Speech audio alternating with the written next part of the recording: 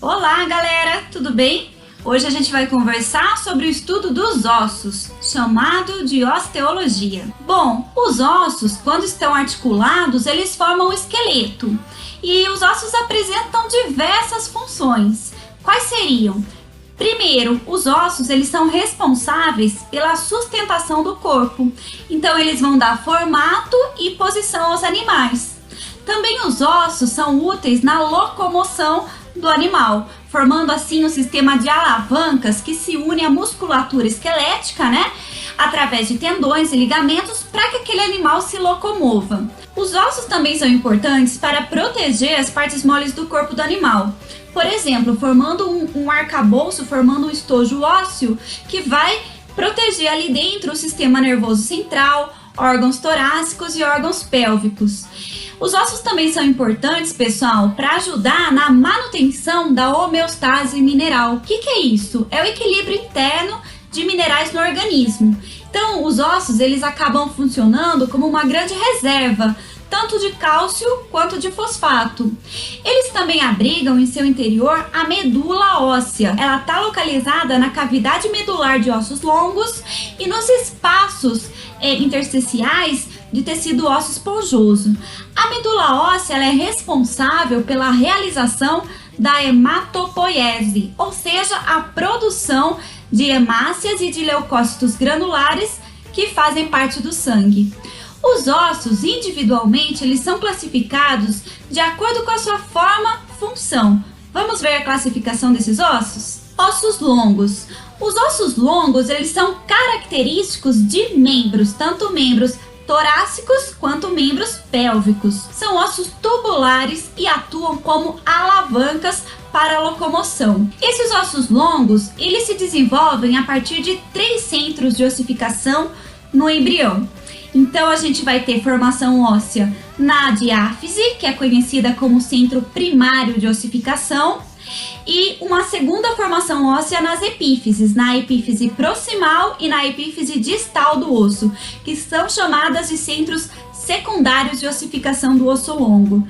As metáfises, elas correspondem aos discos epifisários e elas vão permitir o crescimento ósseo daquele osso em comprimento. Já os ossos curtos, eles não têm uma dimensão que exceda significativamente as demais dimensões.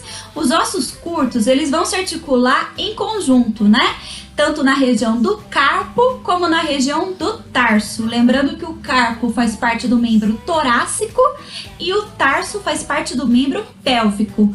Os ossos curtos, eles se articulam possibilitando a realização de movimentos complexos.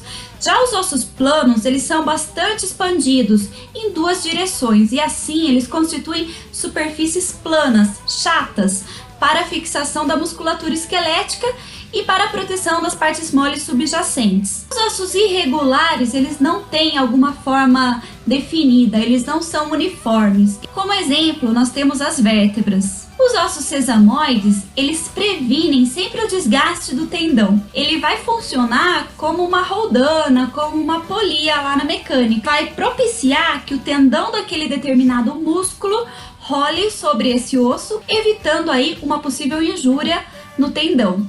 Os ossos esplâncnicos, eles se desenvolvem dentro de vísceras, no interior de tecido mole. Como exemplo, na medicina veterinária, o osso peniano nos caninos machos e o osso cardíaco em algumas raças de bovinos. Por fim, os ossos pneumáticos são aqueles que são escavados, contendo espaços aéreos. São encontrados em algumas aves que alçam voo e em mamíferos na região do crânio, como o osso frontal e o osso maxilar, pois contém no interior desses ossos seios paranasais, que são os seios frontais e os recessos maxilares. Pessoal, é importante a gente frisar que os ossos eles possuem muitas partes assimétricas e um pouco mais ásperas na palpação. Essas partes elas servem como locais de fixação tanto para músculos como para ligamentos. A gente fala que essas áreas irregulares são acidentes ósseos ou detalhes ósseos. Esses detalhes eles podem ser côncavos ou convexos.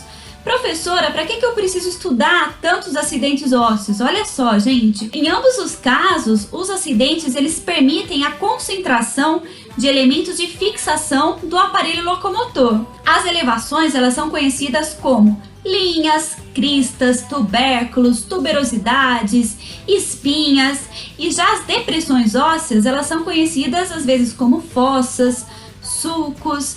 Elas servem para fixação de elementos importantes aí para a locomoção do animal. Os ossos possuem os forames nutrícios, pequenos pontos por onde passam vasos sanguíneos, ou seja, tanto arteríolas quanto vênulas, que suprem o tecido esquelético, intercomunicando-se com os canais de Harvers e canais de Volkmann. Nós dividimos aqui o estudo dos ossos em partes. Vamos primeiro ver os ossos do tronco, depois os ossos da cabeça e da parte ventral do pescoço, depois ossos do membro torácico e por fim ossos do membro pélvico. O esqueleto do tronco ele compreende os ossos da coluna vertebral, que são as vértebras, as costelas, o externo e também o conjunto de ossos que forma o símbolo pélvico. O tronco ele é composto por 3 segmentos. Na verdade, são cavidades em potencial, porque no animal vivo elas estão preenchidas aí pelas vísceras. Temos então a cavidade torácica, que é cranial ao diafragma, a cavidade abdominal e a cavidade pélvica. Em relação à coluna vertebral, ela estende-se desde o crânio até a extremidade final da cauda, sendo então o grande eixo do corpo do animal, protegendo em seu interior a medula espinhal e as raízes dos nervos espinhais. A coluna vertebral ela é composta pelas vértebras, ossos irregulares que apresentam um certo padrão comum entre elas. No entanto, existem alguns detalhes anatômicos mais ou menos proeminentes, dependendo aí do tipo de vértebra. Isso vai ser dependente da região em que essas unidades estão localizadas. Por isso, a gente subdivide as vértebras em vértebras cervicais, vértebras torácicas, vértebras lombares, vértebras sacrais e vértebras caudais. O número de vértebras que compõem tais regiões varia bastante conforme a espécie animal e pode ser representado então pelo que a gente chama de fórmulas vertebrais espécie específicas.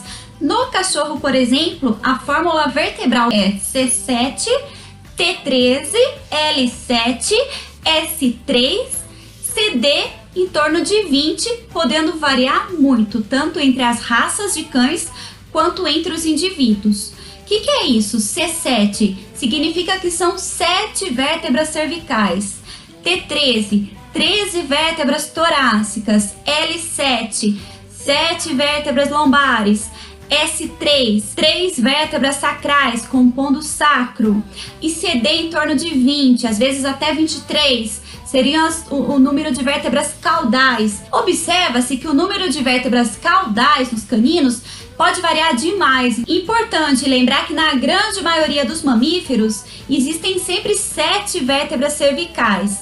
Só que destas 7, as 2 primeiras elas são bastante modificadas para movimentar a cabeça.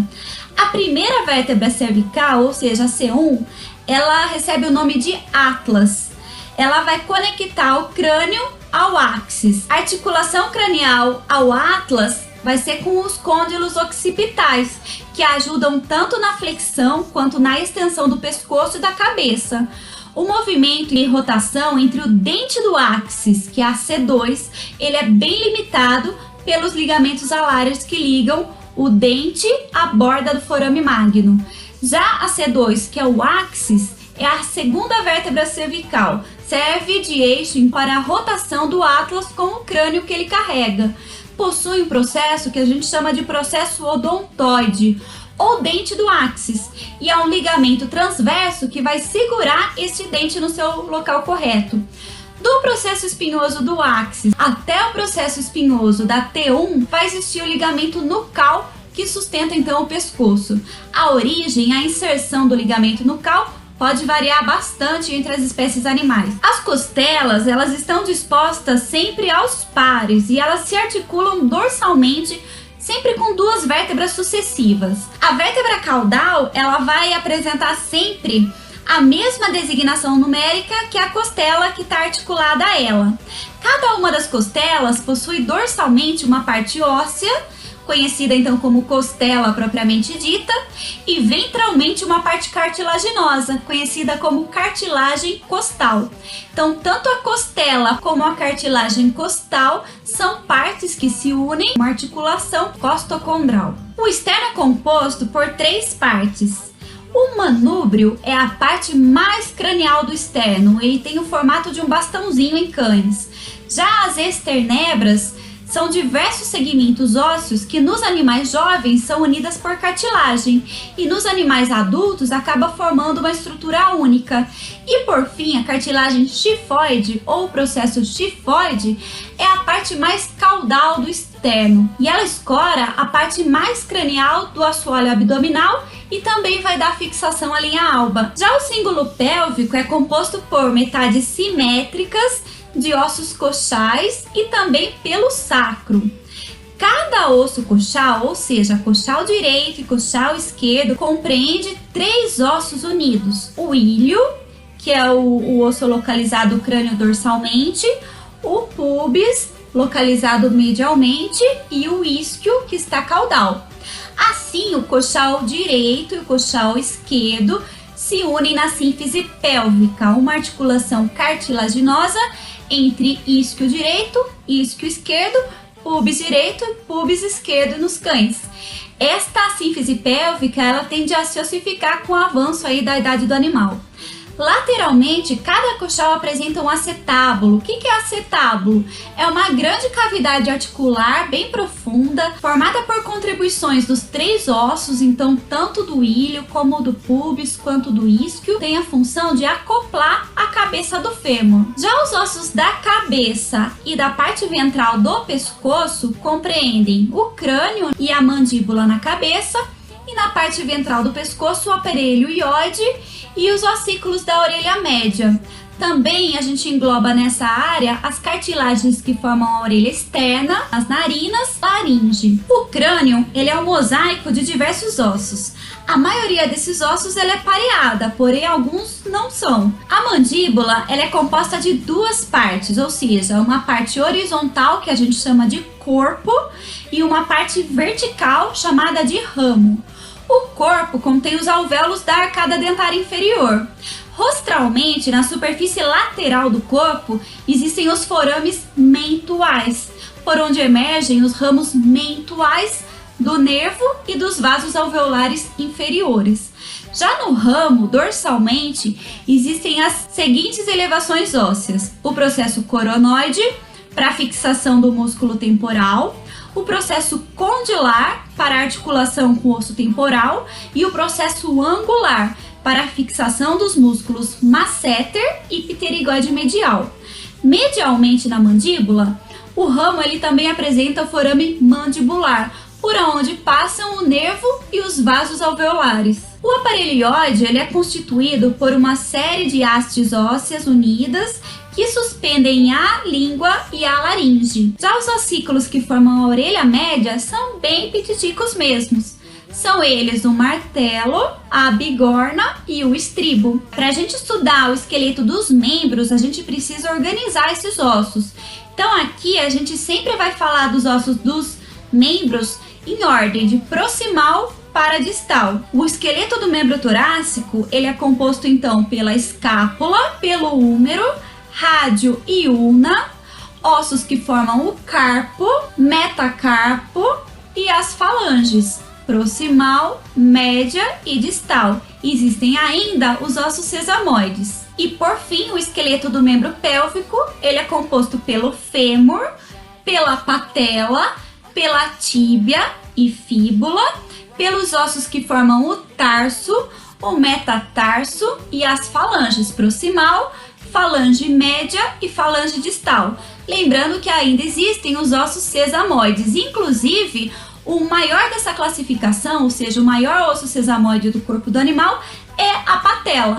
Além disso, também existem outros pequenos sesamoides, como os sesamoides que ficam no tendão do músculo gastrocnêmio, caudal ao joelho dos cães. Bom, é isso, galera. Espero que vocês tenham curtido essa aula. Conto com vocês para ler direitinho sobre a etimologia de osteologia veterinária, que foi preparada com muito capricho, sobre a explicação dos significados dos termos mais usados para a gente estudar ossos dos animais, e assim vocês vão melhor compreender. Fico por aqui, até mais, tudo de bom e até a próxima. Obrigada!